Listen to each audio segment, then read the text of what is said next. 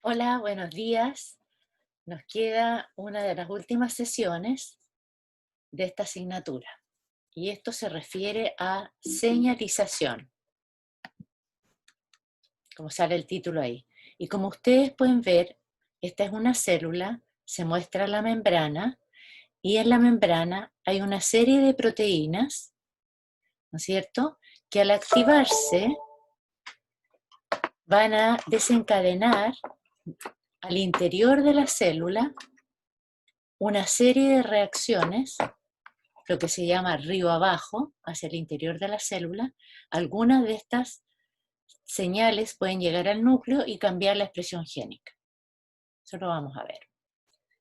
Entonces, si miramos esta diapositiva, tenemos señales, que ya vamos a ver qué tipo de señales son. Son moléculas, ¿no es cierto?, que al unirse a sus receptores permiten que las células sobrevivan, que vivan más, que se mantengan vivas. Hay otras señales, ¿no es cierto?, hay otras moléculas que al unirse a sus receptores les permiten a las células crecer y dividirse. Van a haber otras señales que le van a permitir a estas células diferenciarse. Y por último, van a haber señales que van a inducir o gatillar una respuesta de tal manera que la célula se va a morir. Entonces, estos procesos de moléculas en el exterior de la célula que se unen a receptores y desencadenan una respuesta en la célula se llama transducción de señal.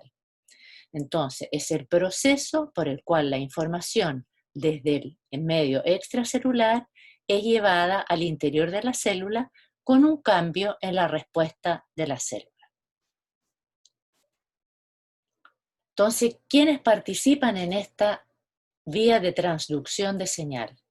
Tenemos una molécula señalizadora que está en el extracelular, hay un receptor de membrana y hacia el interior de la célula hay una serie de proteínas que se llaman proteínas de señalización intracelular.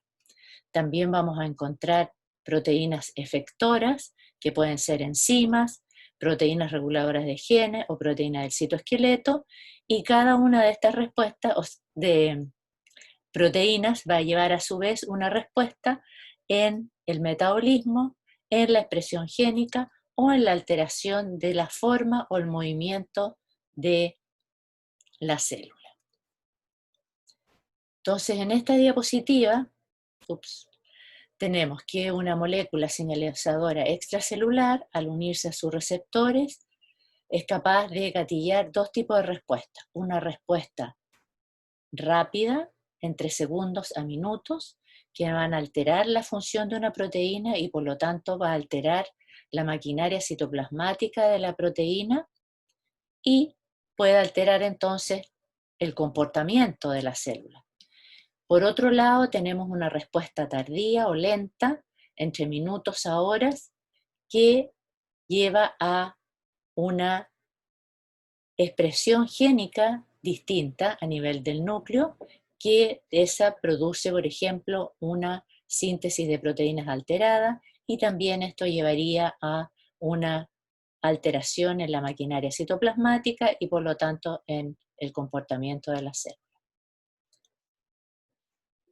Ahora, para tener una idea global, la investigación en vías o en señalización celular o en proceso de transducción de señales, las podemos encontrar en la endocrinología, la farmacología, las neurociencias, la oncología, biología celular, inmunología, biología del desarrollo, proteómica genómica, farmacogenómica, etc.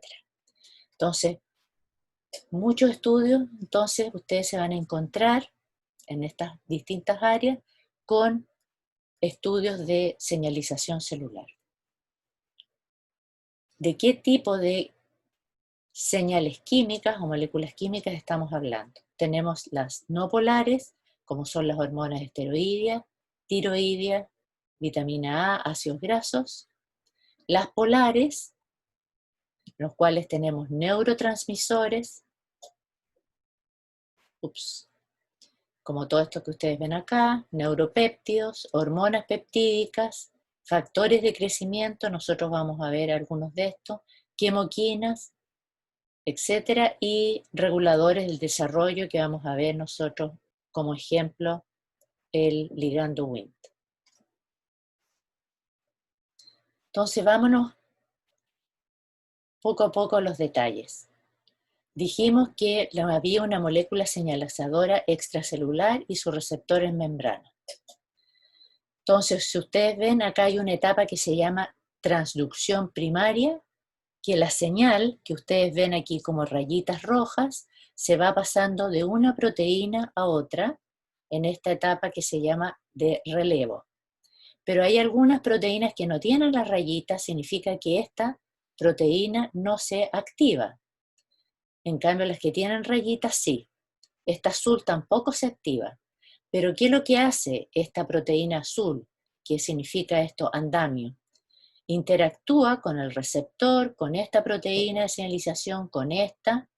Entonces, de alguna manera, lo vamos a ver más adelante, mantiene, ¿no es cierto?, unidas estas proteínas junto a la proteína de andamio, de manera tal de que la transmisión de la señal sea más rápida. Y esta que no tiene actividad actúa como adaptadora entre dos moléculas señalizadoras. También puede haber una etapa que se llama de transducción y amplificación, es decir, que esta proteína activada genera varias moléculas, ¿no es cierto? Por lo tanto, es una amplificación de la señal, activa esta, etcétera, etcétera. Luego hay una etapa de integración, es decir, que pueden venir señales de distintas vías, que aquí no se muestran, y se integran en una proteína señalizadora. Puede haber una separación de funciones, no segregación, un anclaje, ¿no es cierto?, a citoesqueleto, una modulación, y finalmente una proteína activada llega al núcleo, ¿no es cierto?, y activa la transcripción de un cierto gen, ¿ya? Entonces, lo que muestra esta diapositiva son diferentes tipos de proteínas señalizadoras intracelulares en una vía de señalización desde la superficie, es decir, desde el receptor hasta el núcleo. Entonces, si ustedes se fijaron, para que esta vía de señalización funcione, ¿no es cierto?, hay una interacción entre distintas proteínas. Entonces, esto es lo que le va a mostrar en esta diapositiva.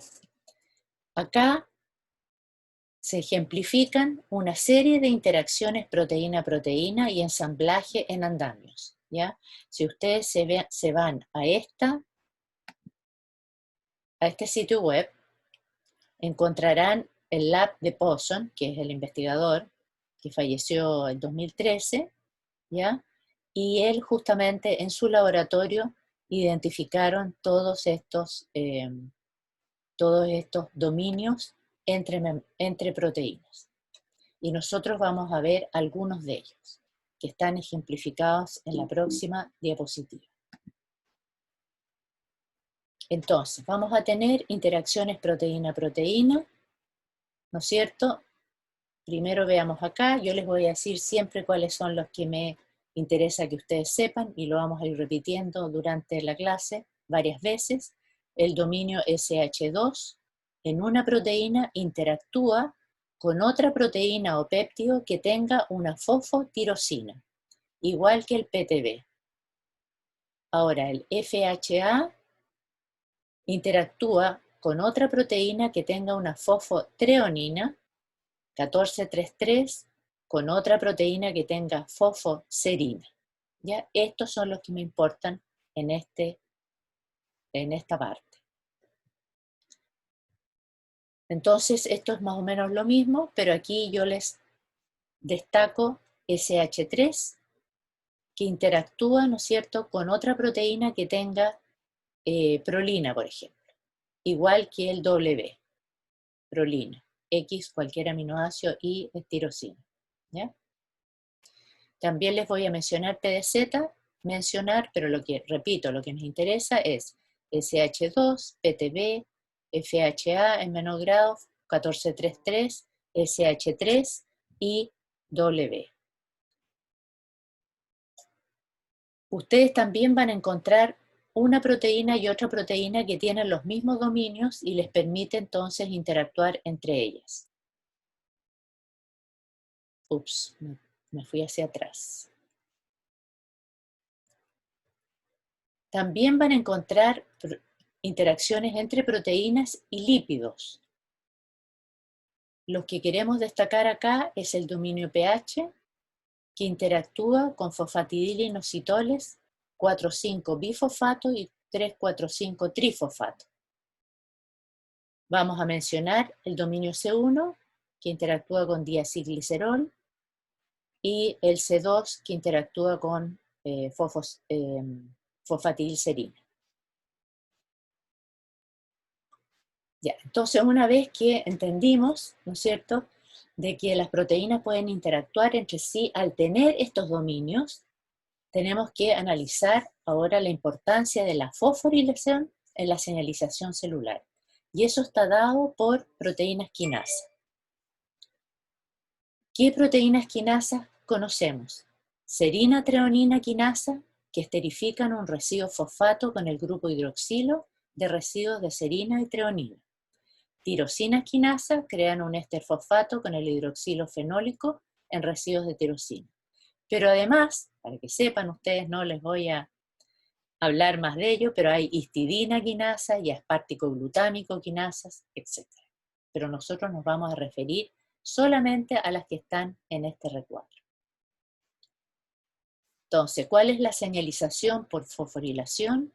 Es decir, que una proteína que es fosforilable por una proteína quinasa, gracias a la hidrólisis de ATP, queda fosforilada y esta proteína está activa. Y para que vuelva a su estado inactivo, deberá existir una proteína fosfatasa que la lleve a su estado inactivo. Entonces, ¿qué es lo que hacen las proteínas quinasas, no es cierto? Aquí tienen el grupo hidroxilo, ya sea una serina, treonina o tirosina. Gracias a ATP, esta proteína queda fosforilada en el residuo respectivo. Y la reacción inversa es dada por una proteína fosfatasa.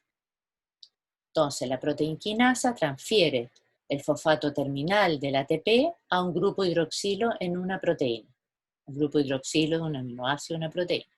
Y la proteína fosfatasa cataliza la remoción de este fosfato por hidrólisis. ¿Cuáles son las proteínas que se fosforilan? Muchas. Enzimas, proteínas adaptadoras, proteínas de señalización, factores de transcripción, canales iónicos, receptores de membrana, proteínas ribosomales, proteínas estructurales, proteínas de transporte, etc. ¿Qué efecto tiene la fosforilación de una proteína? Afecta su función, actividad, fíjese interesante, puede influenciar su localización subcelular, es decir, si una proteína está fosforilada, puede cambiar el lugar donde está dentro de la célula. ¿Y cómo lo hace? A través de una inducción de un cambio conformacional por mecanismo alostérico, por interferencia directa con la unión del sustrato o creando sitios de unión para moléculas efectoras. Detengámonos en esta publicación que dice lo siguiente, que la fosforilación reversible de proteína ejecutada por quinasas y fosfatasas constituye la forma mayoritaria de señalización y es un mecanismo esencial en la regulación de todos los organismos vivos. Entonces, en este estudio se hizo un análisis proteómico de 6.600 sitios de fosforilación en 2.244 proteínas humanas. Y se encontró lo siguiente, que había fosfoserina, ¿no es cierto?, fosfotreonina y fosfotirosina en estos porcentajes, que la mayor parte de las proteínas fosforiladas estaban fosforiladas en serina en un 86,4%. Le seguía la fosfotreonina en 11,8% y en muy menor grado, 1,8% proteínas fosforiladas en tirosina. Ya. Sin embargo, si ustedes se fijan en esta diapositiva ahora, dice que del genoma humano totalmente secuenciado se piensa que hay aproximadamente 518 proteínas quinasas, ¿ya? En dos familias, 90 tirosinas quinasas y 428 serina treonina quinasas. Sin embargo, hay solo 107 probables tirosinas fosfatasas, o sea que revierten la acción de la tirosina quinasa, y hay mucho menos serina treonina fosfatasas. Entonces yo quiero que piensen qué significa eso, ¿no es cierto? Que haya 428 serina treonina quinasas, pero solo hay 30 serina treonina fosfatasas. La interrogante. Ya. Entonces ahora lo que vamos a ver son vías de señalización, ¿no es cierto? ¿Qué es lo que hemos visto hasta ahora? Hemos visto que las proteínas de una vía de señalización pueden interactuar entre sí porque tienen dominios que les permite interactuar. Por otro lado, hemos visto la fosforilación, es decir, que determinadas quinasas son capaces de fosforilar a distintas proteínas y esas las puede activar, por ejemplo. Entonces ahora veamos vías de señalización. ¿Cuáles son las características generales o principales de las vías de señalización? Son 5. Compartimentalización celular y translocación de proteínas. 2. Interacciones proteína-proteína y ensamblaje en andamios. 3. Ramificación de la vía de señalización, ya sea a nivel del receptor o río abajo, o sea, más abajo del receptor. Convergencia, es decir, múltiples señales pueden converger en una molécula de señalización. Y 5, una conversación cruzada entre vías de señalización.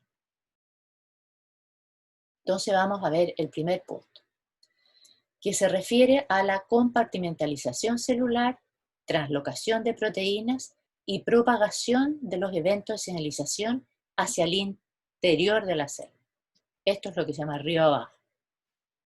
Entonces aquí tienen esquematizado burdamente, ¿no es cierto?, como un mono animado, ¿no es cierto?, un receptor, y esto significa que la vía de señalización se está propagando hacia el interior de la célula a través de varias moléculas hasta que llega al núcleo. Entonces, en esta etapa podemos pensar, por ejemplo, en segundos mensajeros como EPP cíclico, inositrilfosfato, diacilglicerol, calcio, etc. Cascadas de fosforilación mediados por proteína quinasa, interacciones proteína-proteína, proteínas de andamio, proteínas adaptadoras y translocación de moléculas de señalización, ya sea segundos mensajeros o proteínas quinasas, a distintas partes de la célula. En el mismo punto, vemos ahora que dice transducción, o los componentes de transducción de señalización están compartimentalizados y pueden traslocarse.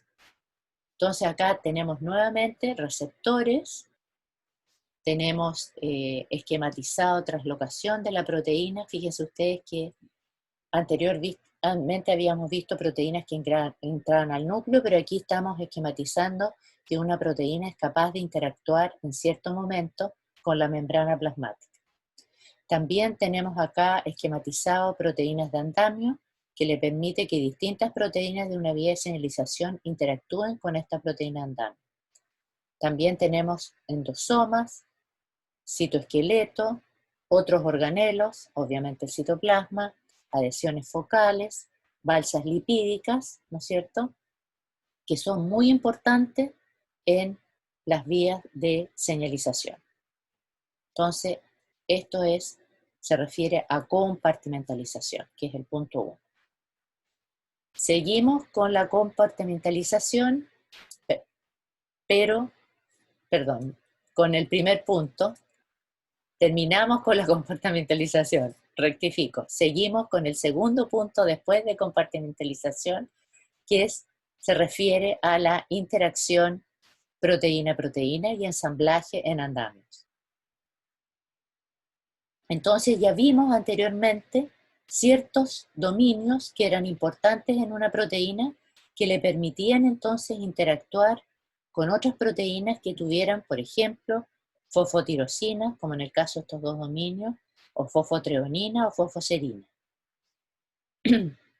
O el dominio SH3 o el W, que interactuaba con proteínas que tuvieran prolina.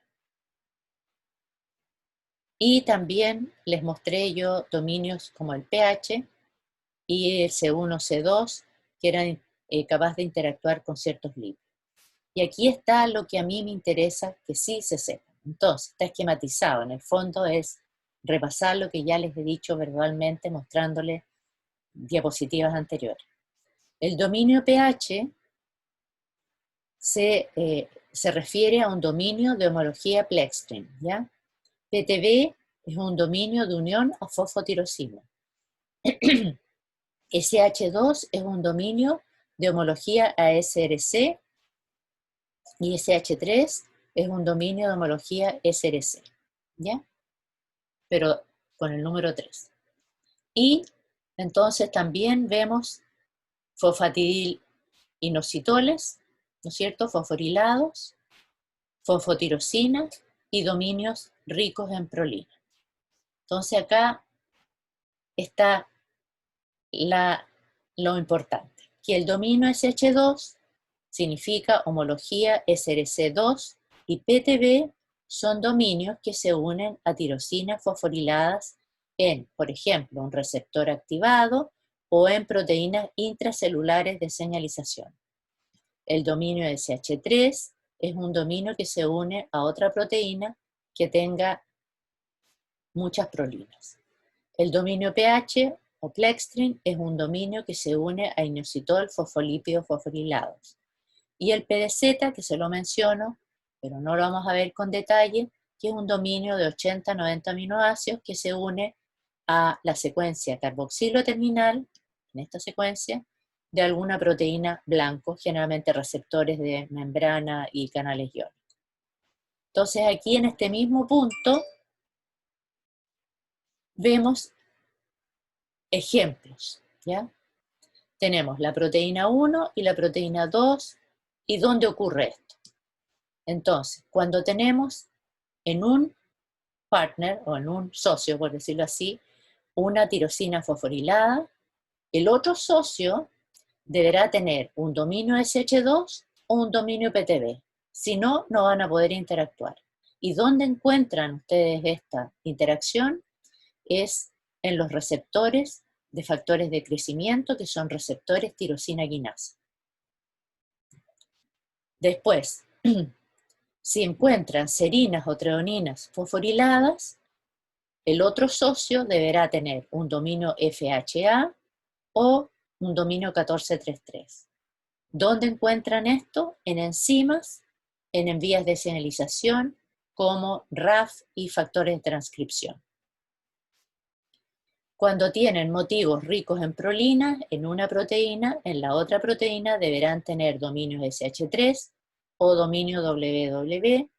¿Dónde lo encuentran esto? En proteínas adaptadoras, que son reguladas por factores de crecimiento, también en proteínas en citoesqueleto o en proteínas nucleares.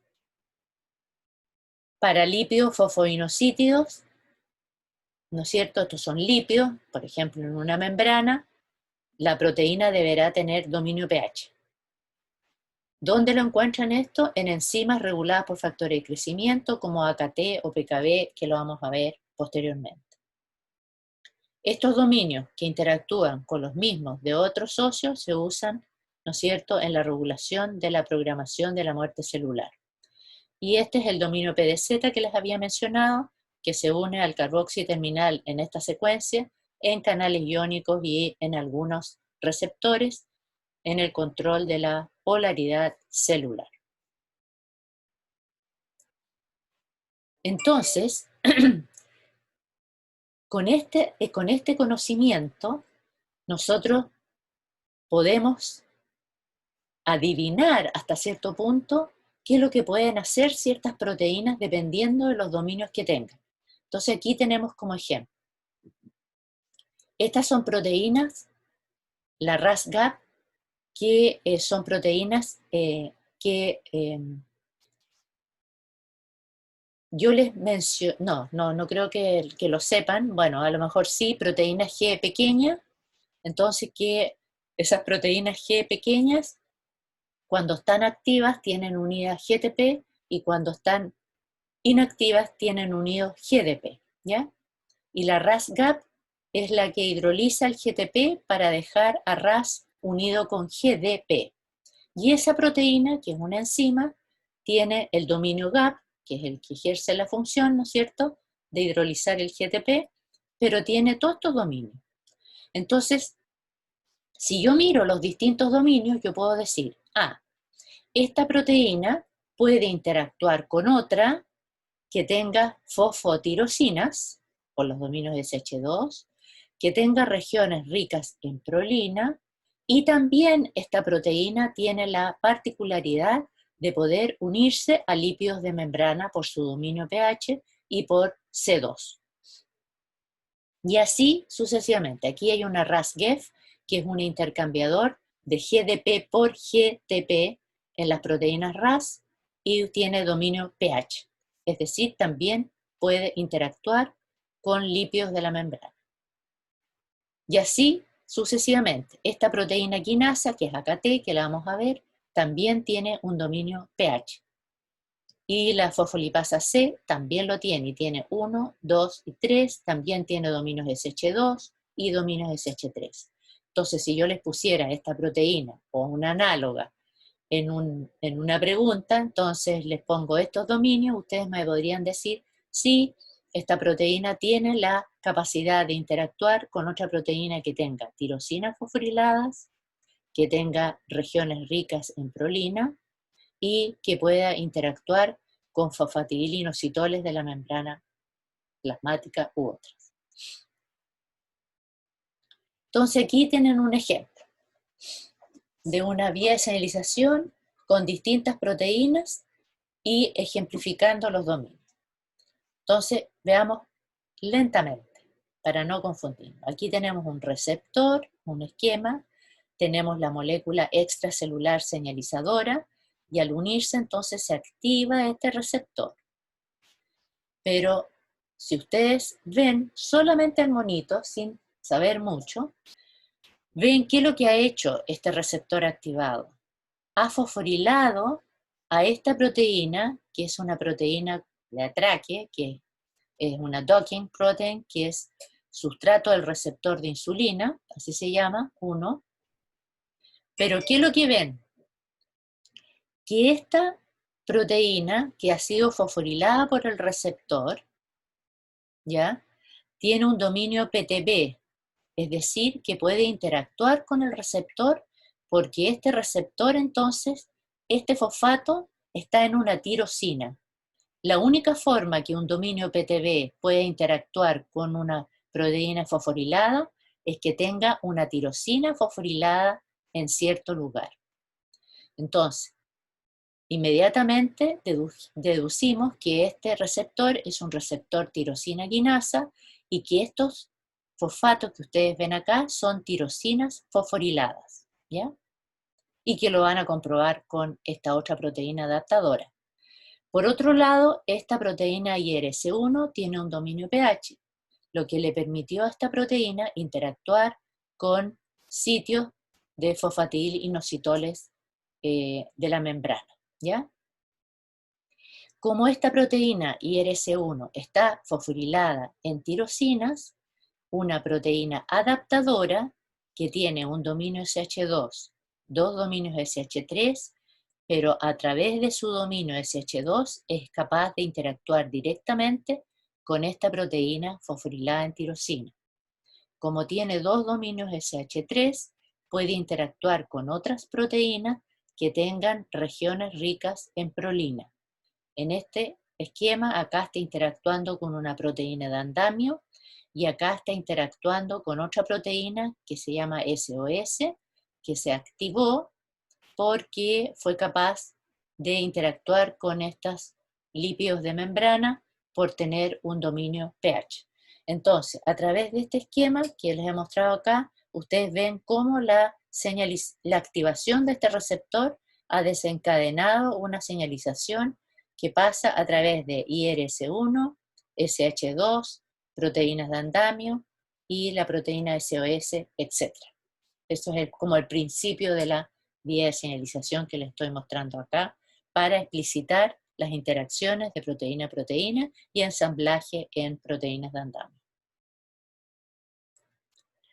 Seguimos con lo de proteínas de andamio, que solamente le hemos mencionado vagamente, pero no hemos dicho muchos detalles. Estas proteínas de andamio en el fondo forman complejos o son parte de complejos de proteínas de señalización.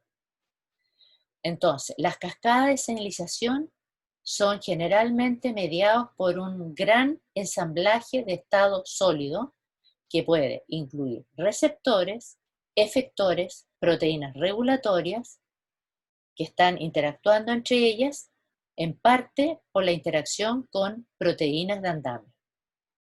Y estas proteínas de andamio generalmente interactúan con constituyentes de la membrana, con elementos del citoesqueleto, con proteínas adaptadoras, ¿no es cierto?, mediando el reclutamiento a vesículas cubiertas por clatrina, ¿ya? ¿Por qué es importante esto? Porque todos estos complejos de proteínas de señalización en las cuales participan estas proteínas de andamio aumentan la eficiencia de la señalización, facilitan la interacción entre los distintos componentes de la vía de señalización y controlan la localización de las proteínas de señalización dentro de la célula. Seguimos con el mismo punto. Estos complejos, como les mostré en una primera diapositiva en estas características de vía de señalización, están asociados a balsas lipídicas, que son dominios específicos de la membrana plasmática, y eso ya ustedes lo vieron al principio de este semestre. Las proteínas de andamio, como también las proteínas de señalización, pueden ser reclutadas desde el citosol a esos dominios de membrana, en parte por la inserción a anclajes lipídicos o por la interacción de proteínas que tengan dominio plextrin, es el dominio pH que yo les había mencionado anteriormente, o dominios de unión a lípido, como algunos derivados de fosfatidilinositoles, como el PIP2 o el PIP3. 3 ahora. Ramificación de la vía de señalización, tanto a nivel del receptor o río abajo. Las vías de señalización, ¿no es cierto?, o transducción de señales, son frecuentemente ramificadas a nivel del receptor o postreceptor. Lo que se esquematiza acá, nada más que esto. Que aquí tienen que se gatilló esta vía de señalización por la unión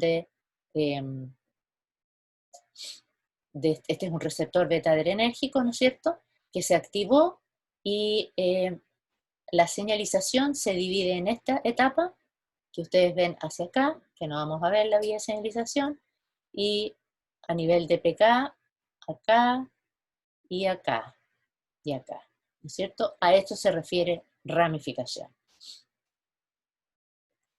Después, cuarto, múltiples señales convergen, y un ejemplo de convergencia, ¿no es cierto?, es de múltiples señalizaciones, pueden causar un cambio en el citoesqueleto que media la movilidad y en el crecimiento, en el cono de crecimiento de las neuronas. Entonces, solamente para que ustedes se asombren que todos estos receptores han sido activados y todas estas vías de señalización convergen en que hay cambios en el citoesqueleto que afectan la movilidad de la célula. Finalmente, el punto número 5 se refiere entonces a que las vías de señalización se pueden entrecruzar, es decir, yo puedo activar este receptor y vean ustedes la flecha, ¿no es cierto? Y puede activar esta otra vía, o yo activo este receptor y al llegar a la activación de PKC, interviene, ¿no es cierto?, en la otra vía de señalización que está activada por otro receptor. A eso se refiere con una conversación cruzada de las vías de señalización. Ahora, ¿cómo se investiga una vía de señalización? A grandes y muy grandes rasgos. Tenemos, ¿no es cierto?, una vía que está mostrado acá en A. Tenemos el factor de crecimiento epidermal, y aquí está esquematizado varias proteínas de la vía de señalización que llevan finalmente a la translocación de ERK al núcleo y la activación de la expresión de algún gen específico. Entonces, esta primera visión es una visión genética que está basada principalmente en estudio en el desarrollo de moscas, gusanos y en algún grado en ratón. En cambio, la visión B es en cultivos celulares, ¿no es cierto? Ustedes ya saben de cultivos celulares, pero si ustedes comparan esta visión genética con la otra, ven que pueden identificar muchos más componentes en esta vía de señalización gatillada por el factor de crecimiento epidermal, lo que se muestra aquí, ¿no es cierto? ¿Y por qué podrá hacer esto así? Porque es mucho más fácil, ¿no es cierto?, trabajar con células en cultivo en el laboratorio que trabajar modificando genéticamente algunos modelos, como por ejemplo las moscas, gusano como el C. elegans o en ratón. ¿Y cómo puedo yo ver, ¿no es cierto?, o aumentar, ¿no es cierto?, la participación de distintas proteínas en esta vía de señalización, bloqueando ciertas etapas.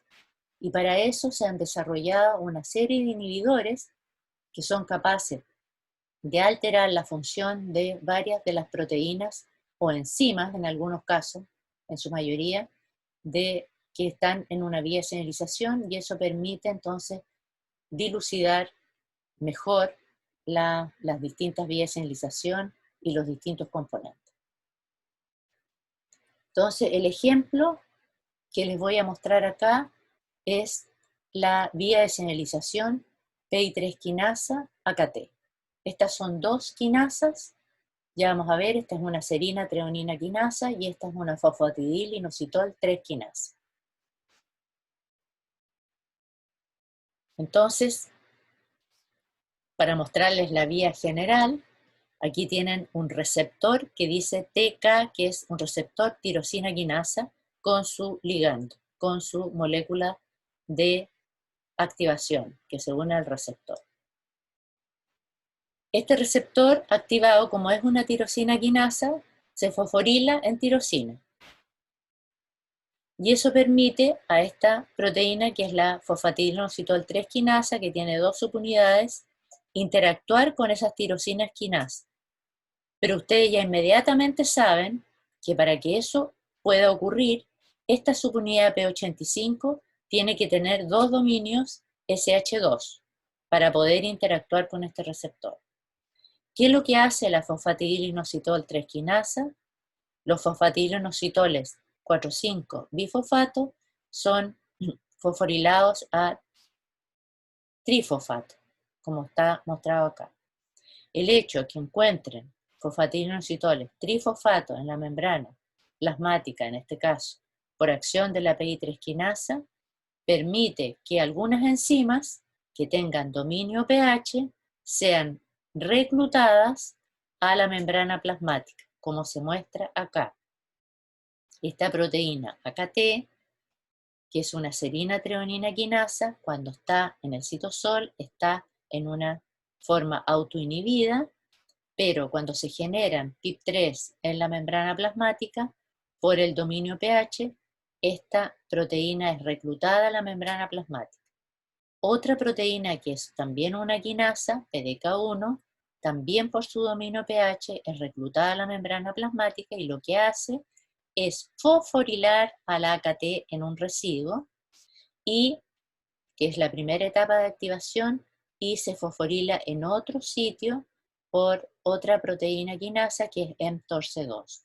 Cuando esto ocurre, la proteína quinasa AKT promueve entonces la proliferación celular y previene apoptosis, fosforilando a su vez esta a otras proteínas, como lo vamos a ver más adelante. Entonces, eso es la visión general de la vía PI3 quinasa AKT. Veamos algunos aspectos de la PI3 quinasa.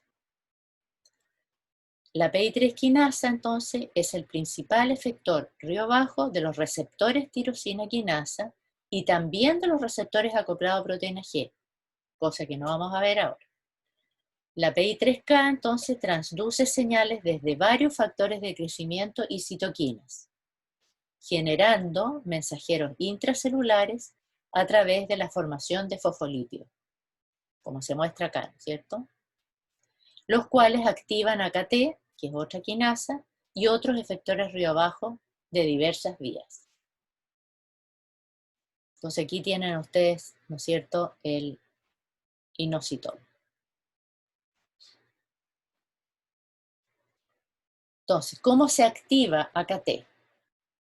Por la primera diapositiva que yo les mostré acá, vimos que se tenían que generar estos PIP3 en la membrana plasmática por la PI3 quinasa, dado que la PI3 quinasa se activó a su vez porque se unió a un receptor tirosina quinasa, ¿ya? Entonces, activación de PKB-AKT. La activación, ¿cómo es iniciada? Por la translocación de AKT a la membrana plasmática a través de la unión a fosfatidil inositoles 3,4,5 trifosfato de la membrana. Esto ocasiona un cambio conformacional en AKT, exponiendo dos residuos cruciales para la fosforilación, la que es llevada a cabo por proteínas quinasas dependientes de fosfoinositol. ¿No es cierto? Que es la PDK1, que les mencioné en la diapositiva, hace 2 diapositivas atrás, y la mTORC2. Entonces, la PDK1 y la mTORC2.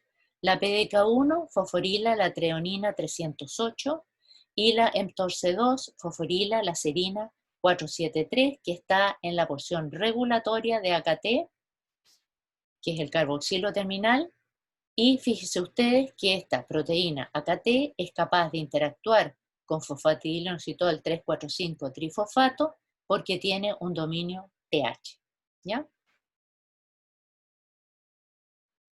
Entonces acá les muestro ejemplos de vías de señalización que implican PI3 quinasa y AKT. Esto es solamente para que lo tengan, no es para que se lo estudien, pero el título de este paper es Inhibición de AKT promueve la apoptosis de células cancerígenas a través de esta proteína X, ¿ya? Lo importante es que si yo inhibo AKT, yo induzco en lo que están viendo acá, la apoptosis en células de cáncer prostático. ¿Por qué? Porque una célula cancerosa está proliferando constantemente. Entonces, si yo inhibo AKT, yo voy a inhibir la proliferación de las células tumorales. Y si ustedes se acuerdan, aquí decía, cuando yo les introduje la vía de señalización PI3 quinasa AKT, que decía que cuando esta vía está activa, se promueve la proliferación celular y se previene la apoptosis, ¿ya? Pero si yo inhibo AKT, esta función va a estar inhibida.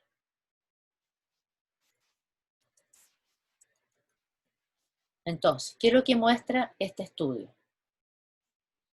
Ellos, estos investigadores, probaron este compuesto, que es WA, se abrevia, que es bitaferina, que es una molécula extraída de hierbas, ¿no es cierto? Y que la quieren probar como supresor de tumor. Y esta proteína par4 que se las pongo ahí porque les aparece acá, pero solamente quiero que se fijen en el recuadro y en lo que les voy a explicar aquí, ¿ya? Entonces, ¿qué es lo que están viendo? El efecto de esta molécula de hierbas, que es la bitaferina, en tumores inducidos por AKT, porque AKT promueve, ¿no es cierto?, la proliferación celular e inhibe la apoptosis. Entonces aquí tienen ustedes ratones, ¿no es cierto?, que se les ha inyectado, estos son no tratados, ¿no es cierto?, y tienen un tumor ahí, ustedes lo ven, ¿ya? Y tratados con bitaferina, esta es una línea celular de cáncer prostático, con citomegalovirus, y esta es la misma, pero con sobreexpresando AKT. Sin tratamiento, tremendo tumor, y con tratamiento el tumor disminuye, y eso lo ven en el gráfico acá, ¿no es cierto?, que es el volumen del tumor medido en milímetros cúbicos, y las semanas están graficadas en el eje X. Entonces, la línea celular de cáncer prostático DU145, que es el control, y está sobreexpresando AKT, si ustedes se fijan, el tumor es mucho más grande. Cuando sobreexpresan AKT, ven el aumento del tumor. Cuando sobreexpresan AKT, tienen mucho más grande el volumen del tumor. Y en los casos que tratan con bitaferina, el tumor disminuye de volumen, en ambos casos. Y lo que les muestro acá son inmunodetecciones. Acá primero sí el control con hematoxilina eosina, y ven el cáncer normal, perdón, el tejido normal prostático y distintos grados de cáncer prostático al Gleason 10, donde hay un aumento, ¿no es cierto?, cada vez más agresivo. Aquí entonces tienen AKT, ¿ya?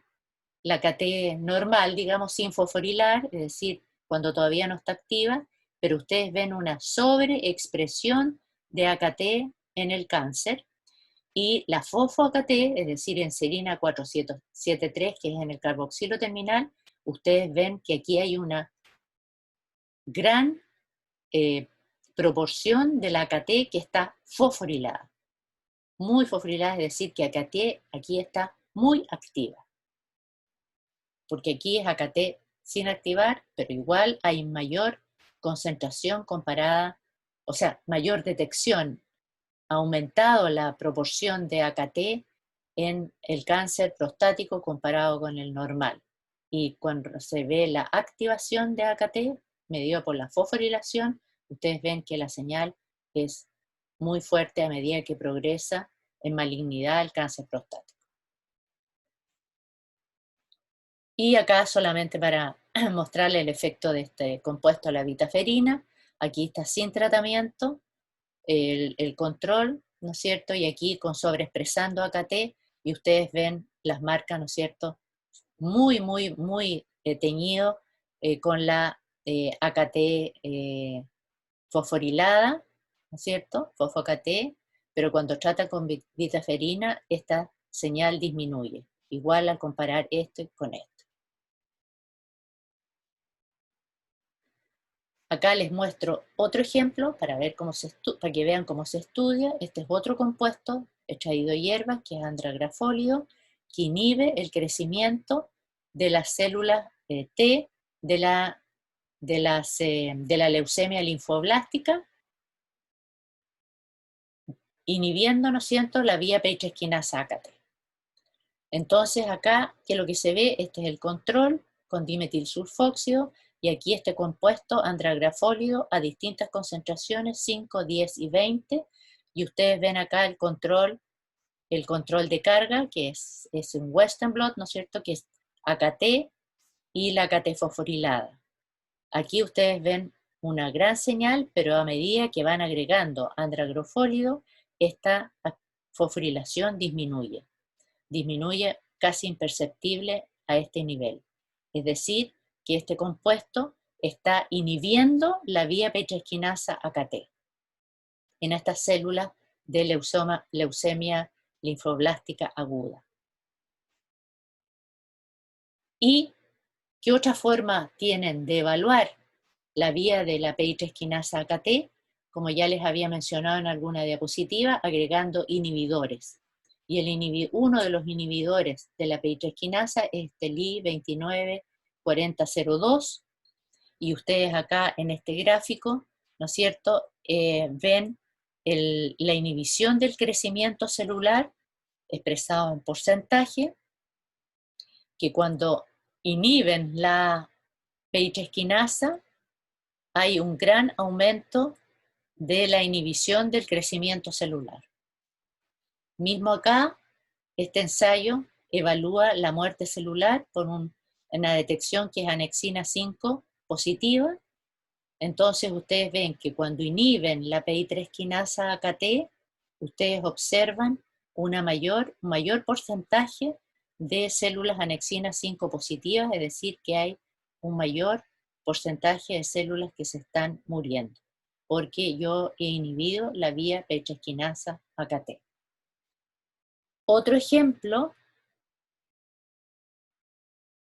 es el que ustedes ven acá, que este es un factor estimulador de colonias, granulocitos y macrófagos, y también interleuquina 3, que estos ambos activan la vía PI3 AKT, y que al activar esta vía se inhibe la fragmentación de la poli-APR polimerasa y la exposición de fosfatidilcerina inducida por agua oxigenada. Les explico. Aquí ustedes ven, esta es una inmunotinción, una inmunofluorescencia para detectar poli-APR polimerasa fragmentada. Cuando una célula se está en un proceso apoptótico, ustedes pueden detectar fragmentación de poli-APR polimerasa.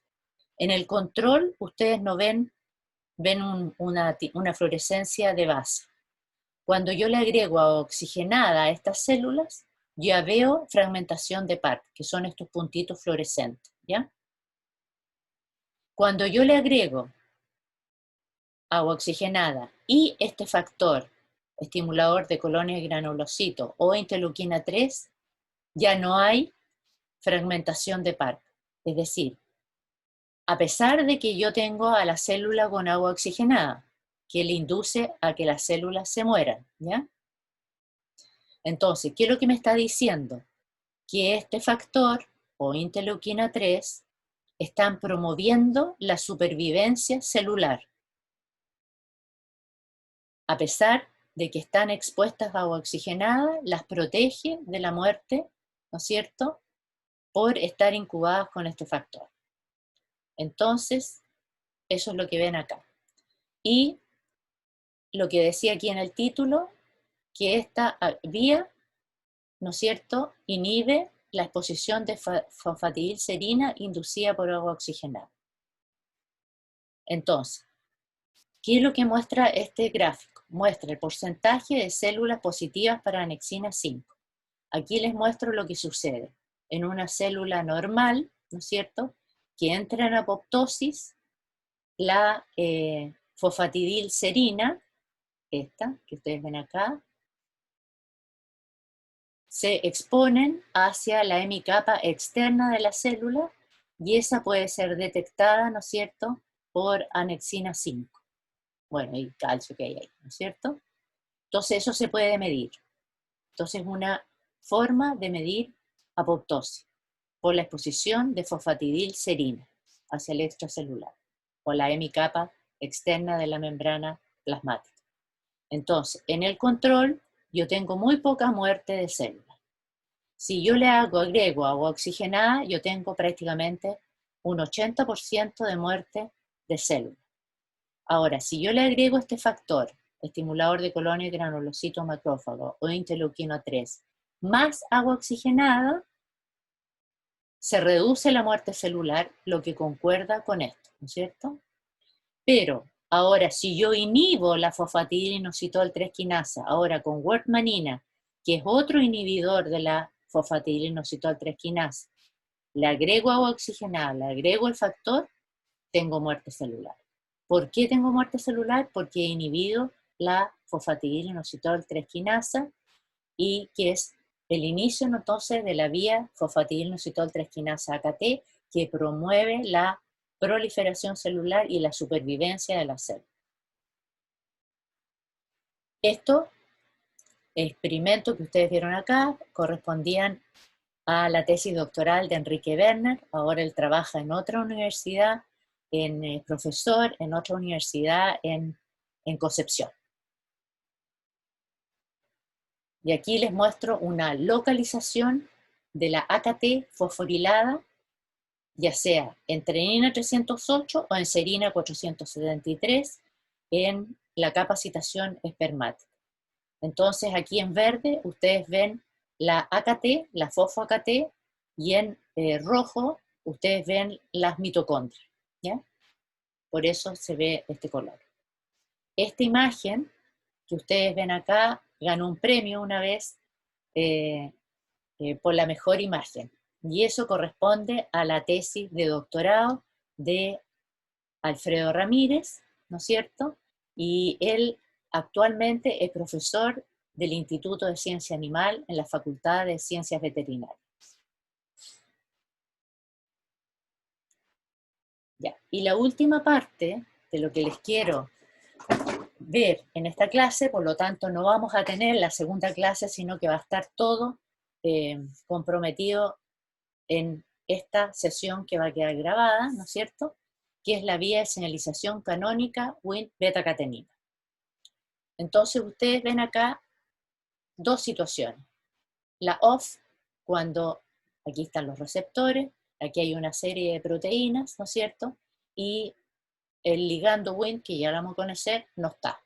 Y aquí el ligando Wnt sí está, y se promueve, ¿no es cierto?, una vía de señalización, que es la que se llama Wnt-beta-catenina.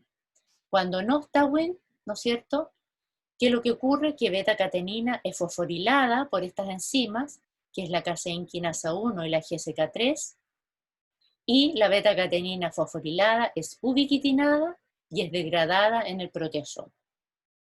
Cuando está prendida la vía de señalización, porque el ligando Wnt está unido a los receptores, beta-catenina es menos fosforilada y estabilizada, y por lo tanto entra al núcleo, y al asociarse a ciertos factores de transcripción promueve la transcripción de ciertos genes.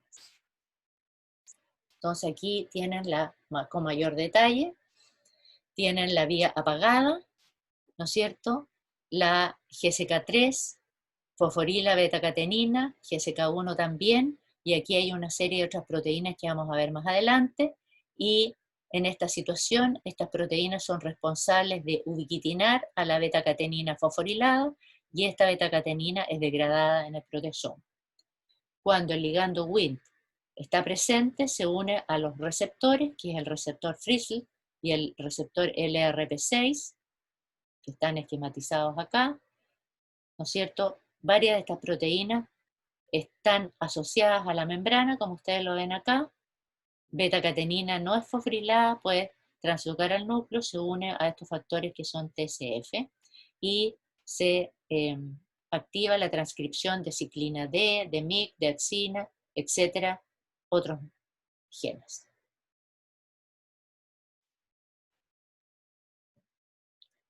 Ya, entonces la vía que vamos a ver es esta, la canónica. Olvídense lo de al lado.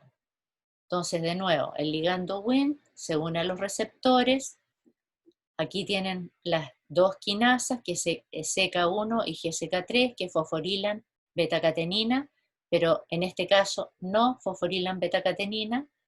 Entonces esta beta-catenina puede ser traslocada al núcleo, y fíjense que lo que promueve, lo mismo que la vía peritrasquinasa AKT, proliferación celular, y también está relacionado con la supervivencia y diferenciación.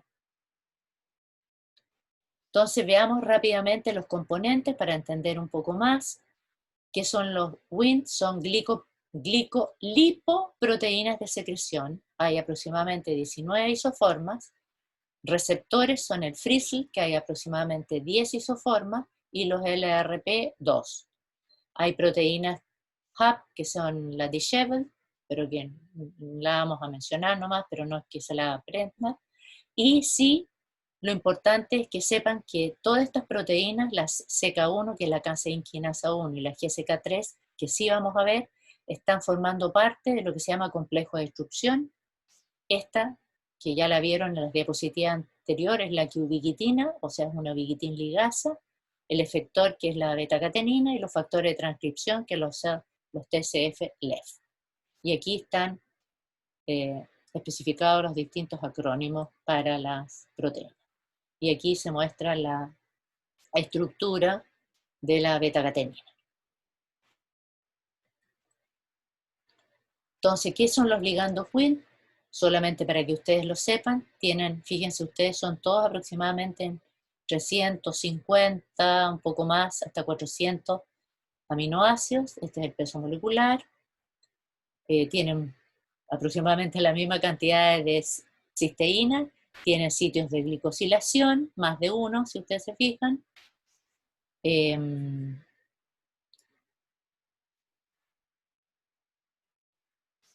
Y ahora, esos son respecto a los ligandos Wnt. Con respecto a la beta-catenina, que se une a los factores de transcripción TCF, perdón, y además recluta otras proteínas que permiten un aumento de la transcripción de genes blancos. Aquí tiene esquematizada la beta-catenina, tiene el factor de transcripción TCF y se asocia a otras proteínas, ¿ya? Para aumentar la transcripción de ciertos genes específicos. Ese era el esquema de la beta-catenina. Para que sepan algo más, la beta-catenina tiene una función dual, regula la coordinación de la adhesión celular, célula-célula, y la transcripción de genes, que es lo que vamos a ver ahora. Y la beta-catenina, entonces, es esencial para la adhesión celular, como dice ahí arriba, y para la señalización por la vía Wnt, que en el fondo es wingless. Todos estos nombres provienen de experimentos que se hicieron inicialmente en Drosophila, en mosca. Entonces, por eso wingless, sin alas. Ya. Mutaciones o sobreexpresión de la beta-catenina se asocian con muchos cánceres, incluyendo el carcinoma hepatocelular, el colorectal, pulmón, cáncer maligno de mama, cáncer de ovario, endometrio, etc. Esta diapositiva solamente tienen el objeto para que ustedes se asombren, porque vean las interacciones que son capaces de hacer las proteínas que participan en la vía Wnt. Wnt, que es aproximadamente 300 aminoácidos, puede interactuar con los receptores, obviamente, y el receptor puede interactuar con el ligando Wnt y con otras proteínas. Esta proteína que hacía de hub interactúa con montones de otras proteínas, axina, que era parte del complejo de destrucción. Axina, a su vez, interactúa con APC, que es parte del complejo de destrucción, con GSK3, con beta-catenina, con CK1, etc. Ahora, APC, que también es del complejo de destrucción, interactúa con axina, con beta-catenina, etc. Beta-catenina es capaz de interactuar con todas estas proteínas, y el factor de transcripción, que es capaz de interactuar con beta-catenina. Entonces, para que ustedes vean que las proteínas estas de esta vía de transducción de señales, como otras, son capaces de interactuar con muchas proteínas. Entonces, volvemos a la vía de señalización, nuestro esquema, pero tenemos que hablar un poquitito de GSK3. Recién hablamos de Wnt y de beta-catenina, lo básico, digamos. Entonces la GSK3 es la glucógeno sintasa quinasa 3, y se llama así porque fue descubierta vinculada a la glucógeno sintasa inicialmente.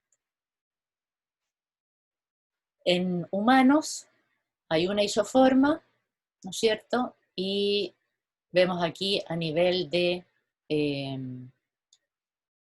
gen, solamente para que sepan, pero a nivel de la proteína, lo que quiero mostrarles es que tiene una serina 9 que es importante y una tirosina 216 en el dominio quinásico, y como vamos a ver más adelante, ¿no es cierto?, que la proteína en su N-terminal, estos sitios de fosforilación, cuando se fosforila la tirosina 216, ¿no es cierto?, hay una activación.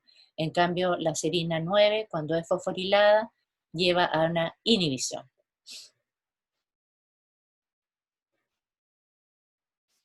Entonces, esta proteína quinasa es una serina treonina quinasa y es capaz ella de fosforilar a beta-catenina, fosforila a la glicógeno sintasa, por eso se llama así, glucógeno sintasa quinasa, se le denominó inicialmente, después se descubrió que fosforilaba otras proteínas, fosforila el sustrato del receptor de insulina, fosforila penicilina, fosforila la proteína tau del citoesqueleto, ¿no es cierto? Fosforila otras proteínas en el núcleo, como P53, etcétera, etcétera, ¿ya?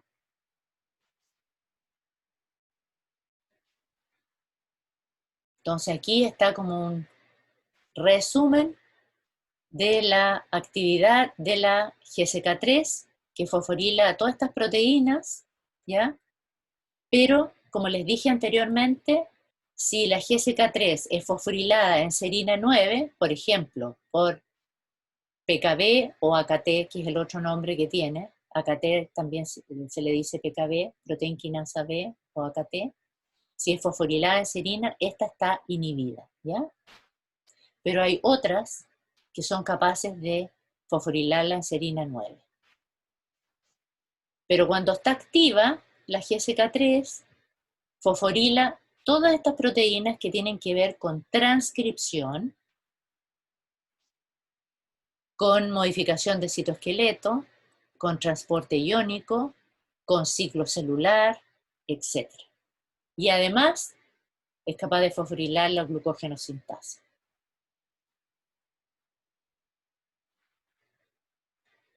Bien. La GSK3 se puede regular por localización subcelular. Están en distintos compartimentos, en el axón, en la dendrita, en el núcleo, esto en el caso de las neuronas. Es muy importante la GSK3 en el núcleo por regulación de factores de transcripción, pero nosotros lo que nos interesa ahora es vinculado a la vía Wnt-betacatenina, que la GSK3 es secuestrada en endosomas multivesiculares por la vía Wnt.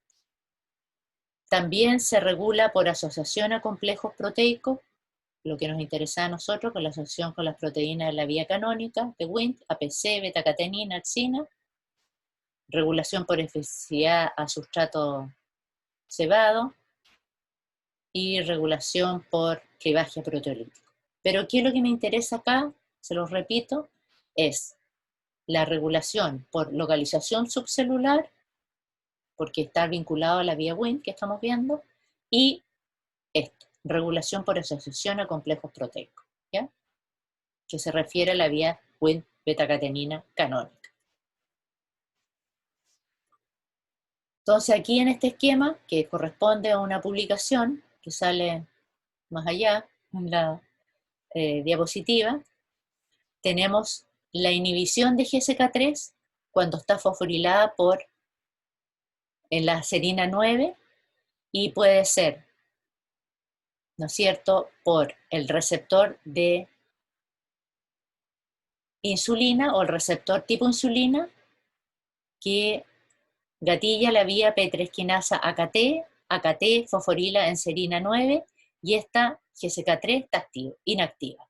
Por lo tanto, en este caso, en el caso de la vía Wnt-betacatenina, la beta-catenina puede entrar al núcleo, porque GSK3 está inactiva. Cuando GSK3 está activa, no está fosforilada en serina 9, por lo tanto puede fosforilar beta-catenina a través de la vía Wnt-betacatenina y esta se degrada, y en el caso del receptor de insulina o tipo insulina, tampoco puede activarse esta vía del receptor de insulina, porque este está inactivo, por lo tanto estará inactivo, AKT está inactivo y no puede fosforilar GSK3. ¿Ya?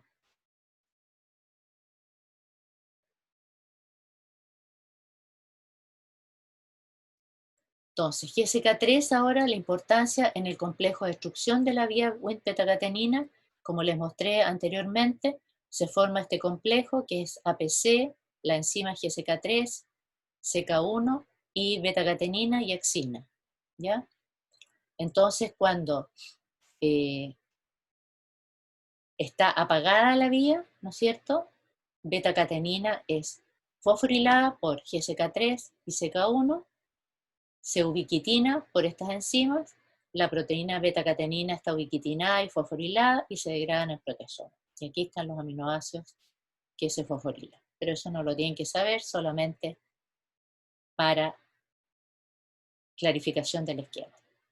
Ahora, ¿cómo puedo estudiar la vía de señalización Wnt-betacatenina? Obviamente, teniendo el ligando, agregándole Wnt. Pero como Wnt es bastante caro comprarlo, ¿no es cierto? Uno tiene que usar otras estrategias. Y la otra estrategia es inhibiendo GSK3.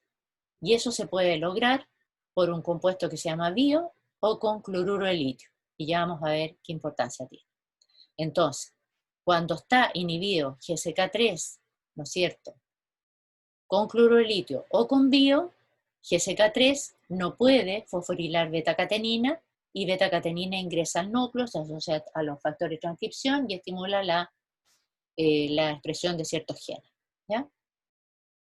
Entonces, al agregar litio o bio, clorolitio o bio, equivale a decir que yo tengo esta vía en ON. ¿Ya?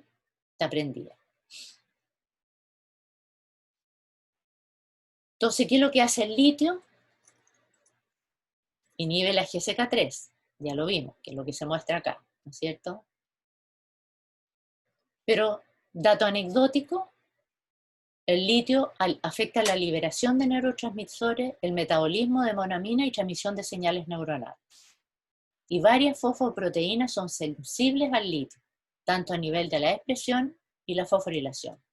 Proteínas de neurofilamento, proteínas asociadas a microtúbulos, sustrato a la proteína quinasa C, etc. Y la más estudiada, una de las más estudiadas, es la GSK3. ¿Por qué les coloco 7-Up?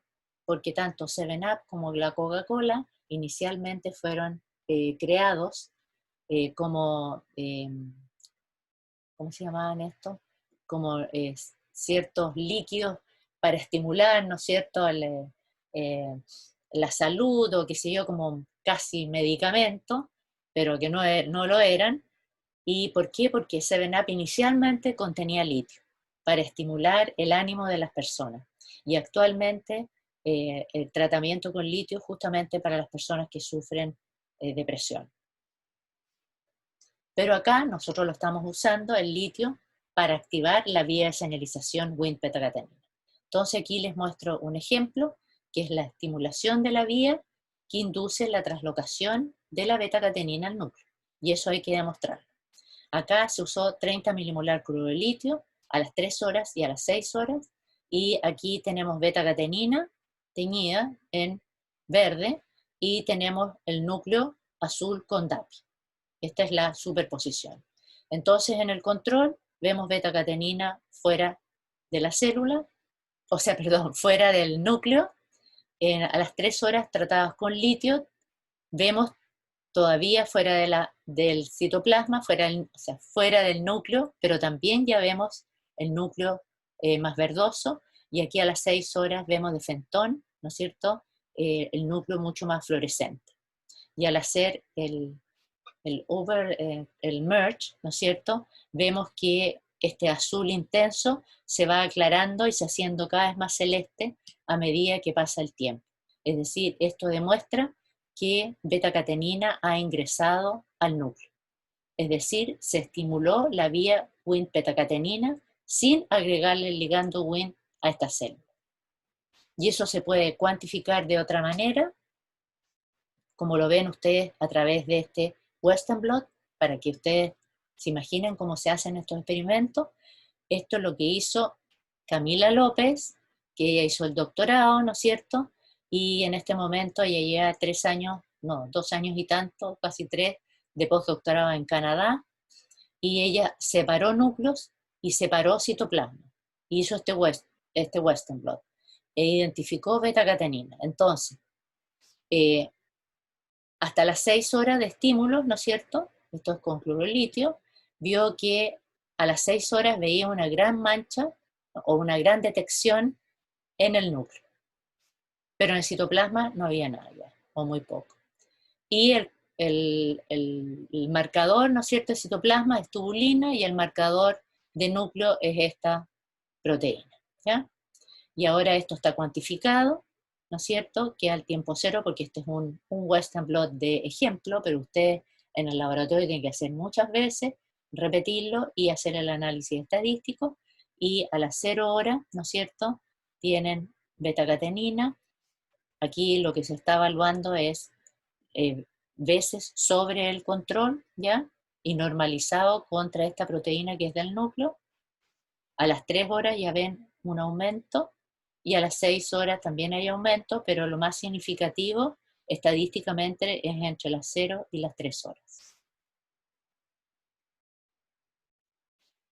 Ya, entonces lo que hemos visto, y este es el último ejemplo de la vía Wnt-beta-catenina, ¿no es cierto?, que es capaz, al estar activo, permitir que se estabilice beta-catenina, entre al núcleo, se asocie a los factores de transcripción TCF-LEF y active la transcripción de algún gen. Pero nos importa esta vía también vinculado a la glucógenosintasa, ¿ya?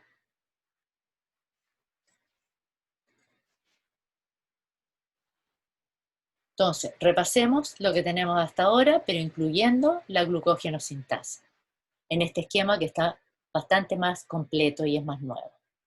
Tenemos la vía de señalización inactiva, tenemos los receptores, hay puesto otras proteínas adicionales, pero ustedes fíjense el receptor Frizzle y el otro receptor LRP, el complejo de destrucción.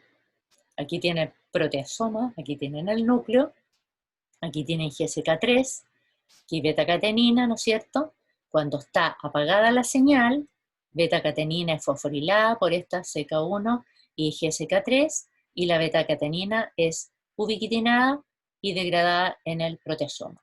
En cuanto a la glicógenosintasa, cuando GSK3 está activa, como en este caso, es capaz de fosforilar a la glucógenosintasa y la hace inactiva, ¿ya? Entonces, la fosforilación inactiva a la glucógenosintasa. Cuando la vía de señalización está prendida, o está el ligando Wnt, o yo he tratado inhibiendo, ¿no es cierto?, la GSK3 con litio o bio, ¿qué es lo que obtengo con respecto a la glucógenosintasa? Está activa. Y beta-catenina entra al núcleo. Y puede activar, ¿no es cierto?, la transcripción de ciertos genes. Entonces, en estas últimas diapositivas, ustedes van a ver en estas células germinales que la vía está activa. ¿Por qué? Porque yo he tratado o con el ligando o con cloruro de litio, significa que la GSK3 se va a inactivar. Una, porque se inactiva la función; otra, porque cuando yo agrego Wnt, esta GSK3 es secuestrada en cuerpos multivesiculares, como les mencioné en alguna diapositiva anterior. Entonces, cuando esta vía está activa, o yo inhibo GSK3 con cloruro de litio, la beta-catenina no se va a fosforilar, ¿no es cierto? O va a disminuir su fosforilación y no va a poder transcribir ciertos genes junto a TCF-LEF. Y ustedes ven acá, en este esquema, aquí se usó Wnt3A, 100 nanogramos por ml, control 1, 3 y 6 horas.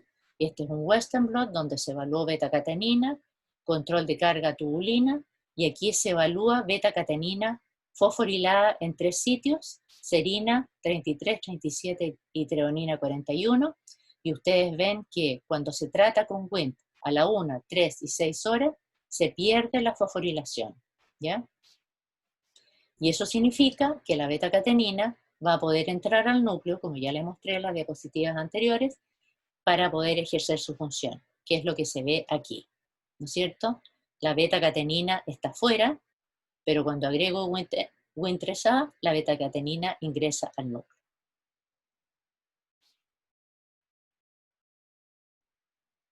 Y en esta última diapositiva, vinculado ahora no con beta-catenina, sino con la glucógeno sintasa, vemos que si agregamos litio o activamos la vía Wnt3A, o sea, la vía Wnt3 beta-catenina, GSK3 disminuye la fosforilación de la glucógeno sintasa, por lo tanto la activa, y eso significa que al estar activada puede sintetizar mayor cantidad de glicógeno, que es lo que se ve en las barras negras en este tipo celular del control, ¿ya? Y aquí lo único que está midiendo es la razón entre la enzima fosforilada y la desfosforilada. Y ustedes ven que esta razón disminuye a las 6 horas. Y por último, las vías de señalización vinculadas con cáncer, como ya lo dijimos anteriormente, que esta es una vía, cuando está activa, promueve la proliferación celular, ¿ya? Y está vinculado a muchos cánceres, como se muestra acá también, que la mayoría de los cánceres de colon tienen, pero ahora una mutación en la proteína APC, que es del complejo de destrucción, ¿no es cierto? Y se ha visto que antagonista, ¿no es cierto? Y encontrando una forma de restaurar la función de APC,